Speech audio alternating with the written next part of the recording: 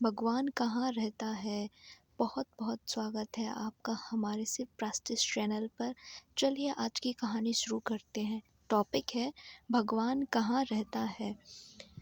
किसी गांव में एक गरीब ब्राह्मण रहता था।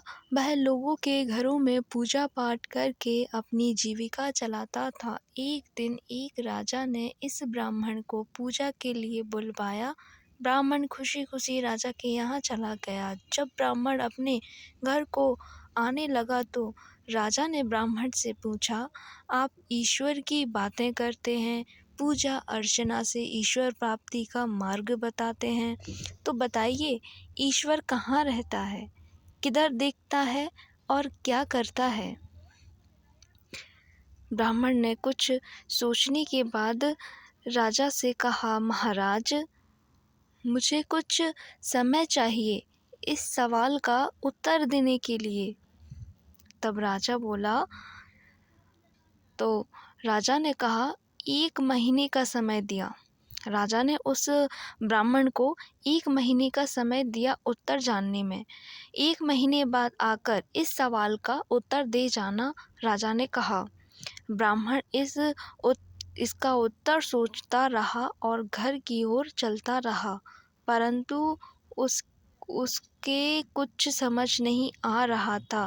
समय बीतने के साथ साथ ब्राह्मण की चिंता भी बढ़ने लगी और ब्राह्मण उदास रहने लगा। ब्राह्मण का एक बेटा था जो काफ़ी होशियार था। उसने अपने पिता से उदासी का कारण पूछा।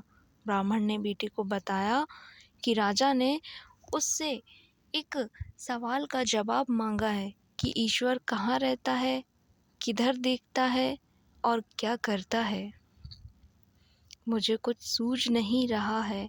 बेटे ने कहा, पिताजी आप मुझे राजा के पास ले चलना, उनके सवालों का जवाब मैं दे दूंगा। ठीक 1 महीने बाद ब्राह्मण अपने बेटे को साथ लेकर राजा के पास गया और बोला, आपके सवालों के जवाब मेरा बेटा देगा। राजा ने ब्राह्मण के बेटे से पूछा, बताओ ईश्वर कहाँ रहता है। ब्राह्मण के बेटे ने कहा, राजन पहले अतिथि का आदर सत्कार किया जाता है, आपने तो बिना आतिथ्य किए ही प्रश्न पूछना शुरू कर दिया। राजा इस बात पर कुछ लज्जित हुए और अतिथि के लिए दूध लाने का आदेश दिया। दूध का गिलास आया।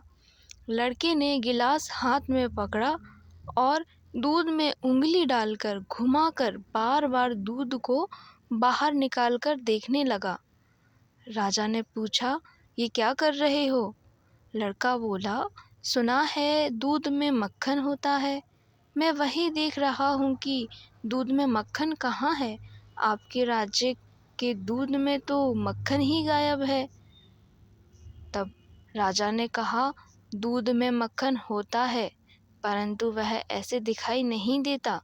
दूध को जमाकर दही बनाया जाता है, फिर दही को मथते हैं, जाकर मक्खन प्राप्त होता है। ब्राह्मण के बेटे ने कहा, महाराज यही आपके सवाल का जवाब है। परमात्मा प्रत्येक जीव के अंदर विद्यमान है। उसे पाने के लिए नियमों का अनुष्ठान करना पड़ता है।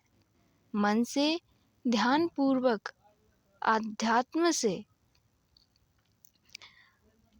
आत्मा में छुपे हुए परम देव पर आत्मा के निवास का आभास होता है। जवाब सुनकर राजा खुश हुआ और कहा, अब मेरे दूसरे सवाल का जवाब दो, ईश्वर किधर देखता है। ब्राह्मण के बेटे ने तुरंत एक मोमबत्ती मंगाई और उसे जलाकर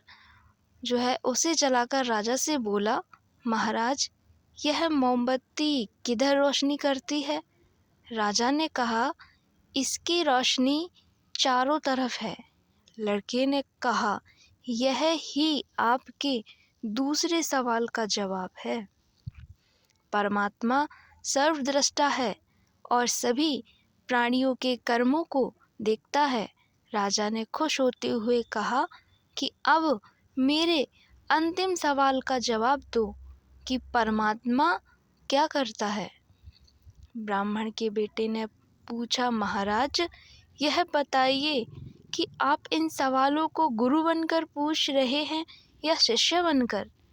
राजा थोड़े विनम्र होकर बोले, मैं यह प्रश्न शिष्य बनकर पूछ रहा हूँ। यह सुनकर लड़के ने कहा, वाह महाराज वाह, आप भले शिष्य हैं। गुरु नीचे जमीन पर और शिष्य सिंहासन पर विराजमान है। धन्य है महाराज आपको और आपके शिष्टाचार को। यह सुनकर राजा लज्जित हुए, अपने सिंहासन से नीचे उतरे और ब्राह्मण बेटे को सिंहासन पर बैठाकर पूछा, अब बताइए ईश्वर क्या करता है। जवाब मिला, अब क्या बतलाना रह गया है, ईश्वर यही करता है, राजा को रंक और रंक को राजा बना देता है। राजा ने उस ब्राह्मण के पुत्र को अपना सलाहकार बना लिया।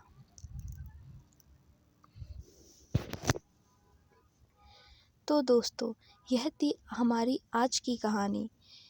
अगर कहानी अच्छी लगी हो तो इसे ज़्यादा से ज़्यादा शेयर कीजिए। इसी तरह से प्रेरणादायक, शिक्षाप्रद, इमोशनल और पारिवारिक कहानी के लिए हमारे चैनल को ज़रूर सब्सक्राइब कीजिए। आप सभी का दिन शुभ हो। धन्यवाद।